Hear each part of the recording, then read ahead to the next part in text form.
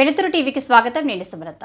Congress party ప్రతిపక్ష నేత ఈటెలి సుపుత్రుడు రాహుల్ గాంధీ రాజకీయ అవగాహన లేని రాజకీయ నాయకుడని Zaheerabad BJP assembly convener Naubad Jagannath వ్యాఖ్యానించారు.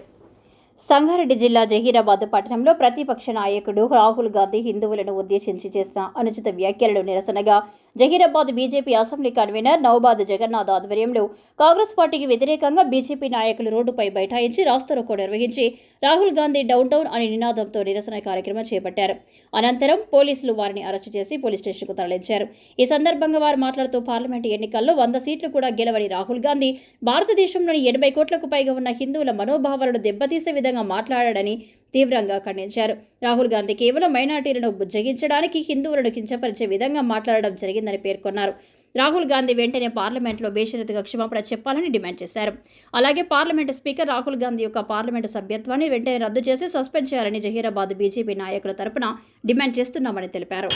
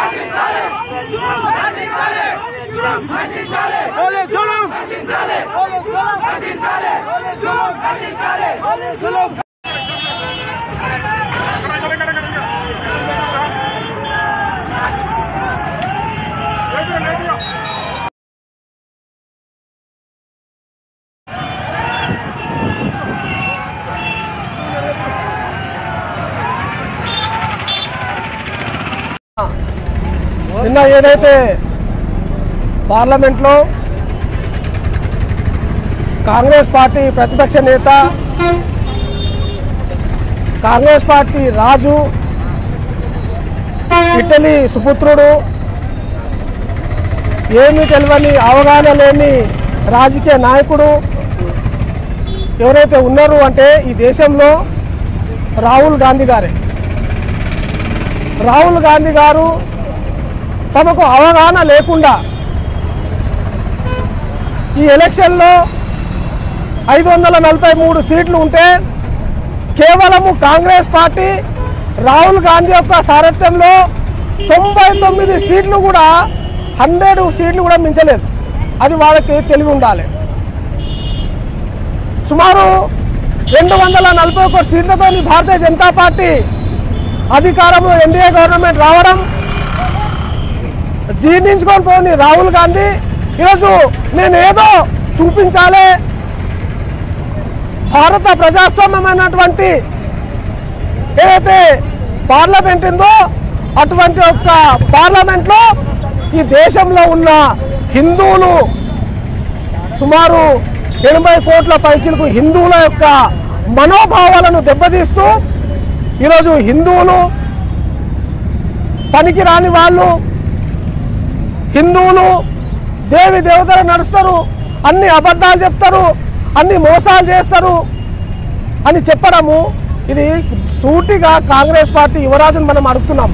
అయ్యా మీ తాత, మీ ముత్తాత, మీ నాయన, మీ నాయనమ్మ, మీ అమ్మ, నువ్వు ఎక్కడి నుంచి వచ్చినావు, నీ యొక్క ఫ్యామిలీ ఏది, నువ్వు ఫస్ట్ అంతరాత్మగా ఆలోచించు. ఈ దేశంలో సుమారు హిందూ సమాజము సుమారు 80 కోట్ల పైచిలుకున్నది. అహంకార మాటలు ఆడుతూ ఈరోజు ఒక కేవలము మైనార్టీ బుజ్జగింపు ఒక రాజకీయ ధోరణితోని ఈరోజు హిందువులను అవమానించాలి, హిందూ దేవతలను అవమానించాలనే ఆలోచనతో ఈరోజు నువ్వు ఇష్టం ఉన్నట్లా మాట్లాడినావు. ఒకటి గుర్తుపెట్టుకోవాలి, రాహుల్ గాంధీ గారు భారతీయ జనతా పార్టీ నరేంద్ర మోడీ గారి యొక్క నాయకత్వాన్న ఈ దేశము ఎంత అభివృద్ధి చెందుతుంది, ఈ దేశం యొక్క సంస్కృతి ధర్మము ప్రపంచానికి ఈరోజు మనం చాటి చెప్తున్న సందర్భం మనకు కనిపిస్తున్నది. కాబట్టి ఈరోజు కాంగ్రెస్ పార్టీ ఎప్పుడు కూడా హిందువులకు వ్యతిరేకమే. ఇంతకుముందు ఏదైతే home minister Congress party home minister అంటే హిందువులు ఉగ్రవాదులు అన్నాడు. ఈరోజు దిగ్విజయ్ సింగ్ హిందువుల గురించి మాట్లాడతాడు, ఈరోజు రాహుల్ గాంధీ మాట్లాడతాడు, ఈరోజు శశి థరూర్ మాట్లాడతారు. అనేక రాజకీయ నాయకులు కాంగ్రెస్ పార్టీ రాజకీయ నాయకులు హిందువులను అవమానం చేస్తూ మాట్లాడుతూ హిందూ సమాజాన్ని వ్యతిరేకిస్తూ ఈరోజు మాట్లాడతారు. కానీ కాంగ్రెస్ పార్టీలో హిందువులు ఆలోచించుకోవాలి. అయ్యా ఇప్పటికైతే మీకు సిగ్గు శరము బుద్ధి లజ్జ ఏమైనా ఉంటే మీరు మందిరాలకు దేవునికి మొక్కుతారు. మీ ఒక శివుని యొక్క ఫోటో పార్లమెంట్లో తెచ్చి చూపిస్తున్నాడు. ఇది శివునికి పట్టుకొని శివుని పూజించే వాళ్ళు ఈరోజు అబద్ధం మాట్లాడతారు, మోసం చేస్తారని మాట్లాడుతాను అంటున్నాడు. మీకు సిగ్గు లజ్జ బుద్ధి ఉంటే మీ యొక్క యువరాజును ఎంబడే క్షమాపణ చెప్పాలి. హిందూ సమాజాన్ని ప్రపంచంలో ఉన్న హిందువులందరినీ క్షమాపణ చెప్పాలి. పార్లమెంట్ యొక్క ఏదైతే స్పీకర్ను భారతీయ జనతా పార్టీ డిమాండ్ చేస్తున్నది. ఏదైతే హిందూ సమాజాన్ని అగౌరవపరిచిన అవమానించిన రాహుల్ గాంధీ యొక్క సభ్యత్వాన్ని సస్పెండ్ చేయాలి, సభ్యత్వాన్ని తొలగించాలని భారతీయ జనతా పార్టీలో జైరాబాద్ యొక్క నియోజకవర్గం డిమాండ్ చేస్తూ ఈ కార్యక్రమం జైరాబాద్ లో నిర్వహించడం జరిగింది.